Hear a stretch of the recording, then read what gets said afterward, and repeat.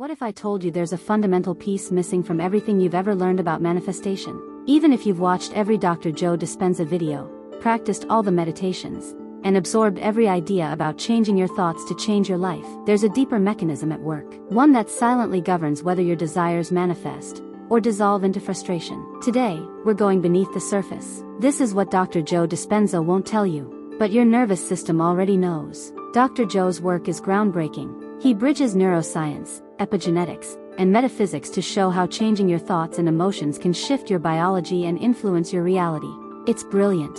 But knowing the theory and embodying the transformation are two entirely different phenomena. Let's get real. Knowing isn't integrating. You can rehearse the future in your mind with military precision. You can visualize abundance, love, healing. You can recite affirmations with conviction. But unless your body, the subconscious processor that runs over 95% of your behavioral output, is coherent with those thoughts, the quantum field won't respond. Why? Because the quantum field doesn't respond to ideas. It responds to frequency. That frequency is a multidimensional pattern composed of your beliefs, somatic state, subconscious expectations, and energetic consistency. In simpler terms, the field responds to who you are being, not who you wish to become. Let's break that down. Say you meditate for 30 minutes every morning visualizing financial freedom, but for the rest of your day, you're overthinking expenses, micromanaging uncertainty, subtly doubting yourself. Your electromagnetic signature, the measurable field your heart and brain emit, is in conflict. You're emitting both trust and fear, abundance and lack. And here's the principle most people overlook. The quantum field calibrates to your dominant frequency, not your occasional alignment. That contradiction weakens the wave you're trying to collapse. This is the blind spot. Not because it's hidden, but because it's subtle. It lives in your identity, your default state when you're not performing, not meditating, not scripting affirmations. It's what your nervous system broadcasts when you're on autopilot. This brings us to a critical distinction Dr. Joe touches on, but doesn't emphasize nearly enough. Time is a trap in quantum manifestation. Every time you measure your progress by linear time, you anchor yourself to separation, the belief that you and your desired state are two different realities. You think, when will it happen? Why isn't it here yet? What else do I need to fix? But these questions don't come from a place of alignment. They come from misalignment. They reinforce the vibration of not having. And in the quantum field, attention equals selection. The more you focus on absence, the more solid that version of reality becomes. Here's the truth. The version of you that already has what you want exists now. It is not in the future.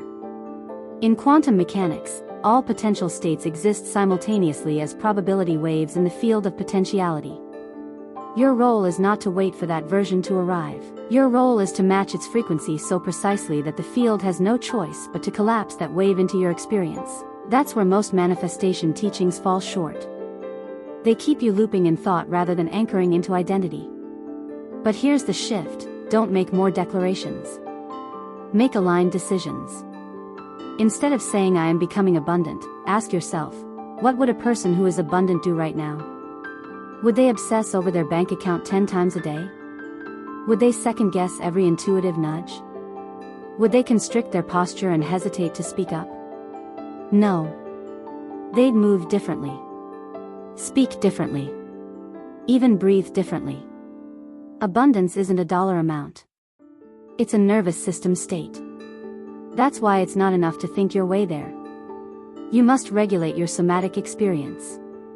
You must create embodied coherence, when your thoughts, emotions, physiology, and actions are in vibrational alignment. This is neuroplasticity in action, creating new neural pathways not through information, but through repetition of new being states. Here's something few people say out loud: the most powerful shifts happen in silence, not performance. You don't need to post about your vision. You don't need to prove to the world you're doing the work. That fractures your signal. Because when you need others to validate your path, your frequency is still conditional. Your alignment must be internal, autonomous, self-sustaining. When you become the kind of person who doesn't need proof, life rushes in to give it to you. Because now, your frequency isn't I hope. It's I am. The field doesn't grant you what you want. it reflects who you already are.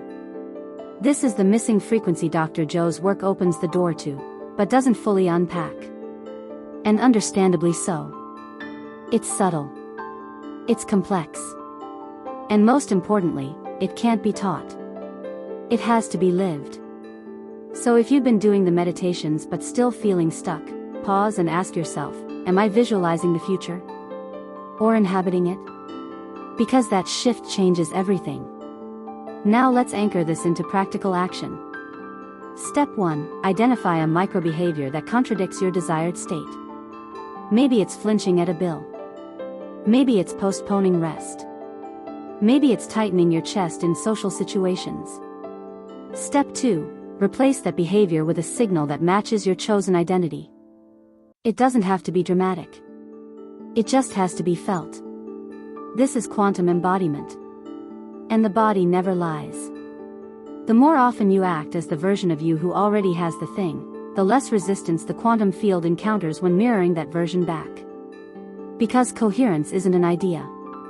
It's a frequency. So here's the real question. Are you still waiting for your future? Or are you collapsing time by becoming the signal? If this message resonates with you, subscribe. Not because you're following a trend, but because you're reclaiming authorship over your frequency. This is internal signal, and around here, we go deeper than surface motivation. We speak the language of energy, identity, and embodied frequency. The kind of language life can't ignore.